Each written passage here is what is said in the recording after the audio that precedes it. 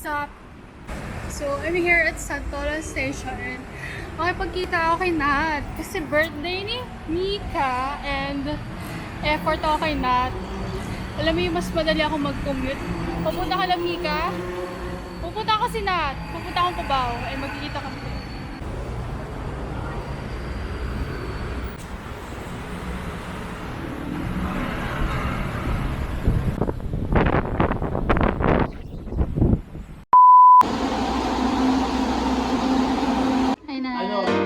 Nakaraos.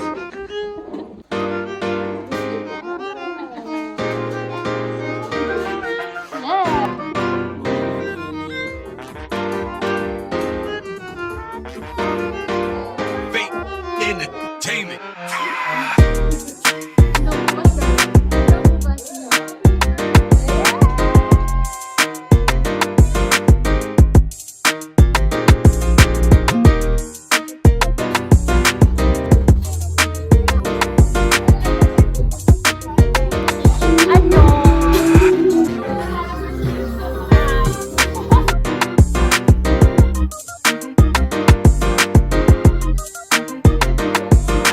Ako naman mag-speech mamaya.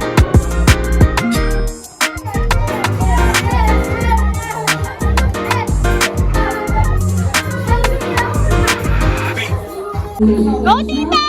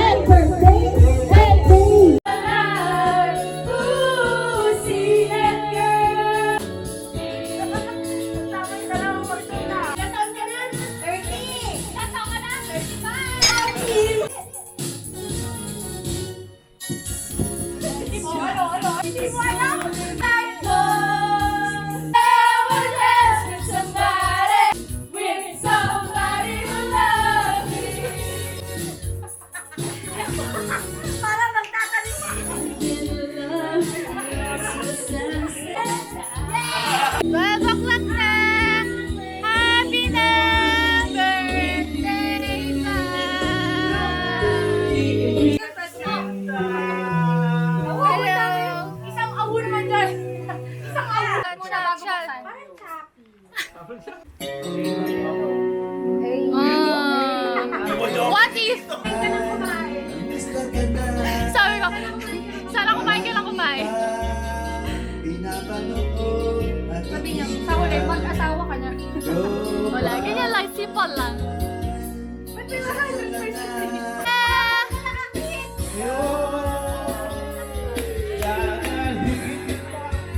Sana.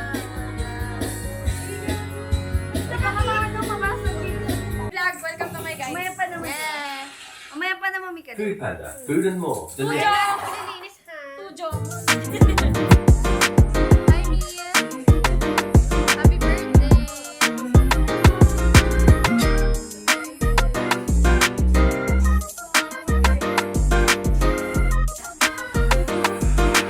fake entertainment.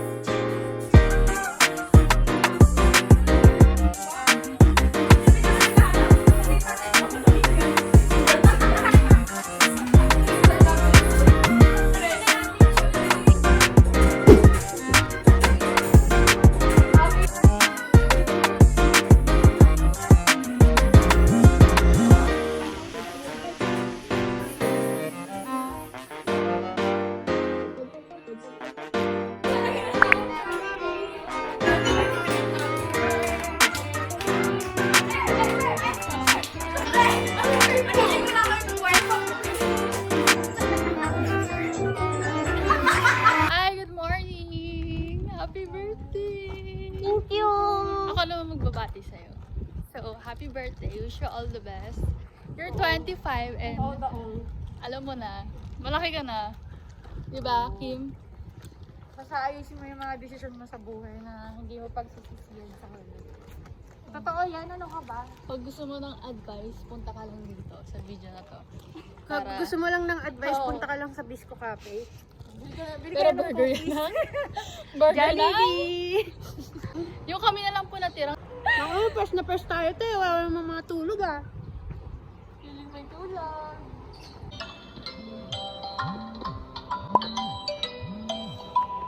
Sup. Parating ko, tulog kagad ako. Siguro mga 12 and tapos kami kagabi. Kanina, mga 6. Tapos nag-breakfast na, kumain na, and then natulog ng mga 8. And then, nagising ng 9:12. Freshen up. Tapos umalis ako doon 11 a.m. Karating ako dito 12. And then, tulog na ako. Right now, it's already 3 p.m. Alarm ako. Yeah. So, mamaya na po si Keshi. I need to go there by 5, 6. Kasi standing ako, first time ko yun, and I don't know. It's already 5:23. By the way, it's December 11, Sunday. So here's my outfit. Some plain shirt and then this one.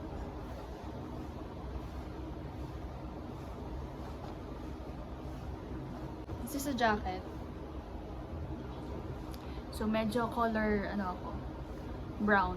And then cup na lang. Happy birthday, Mika.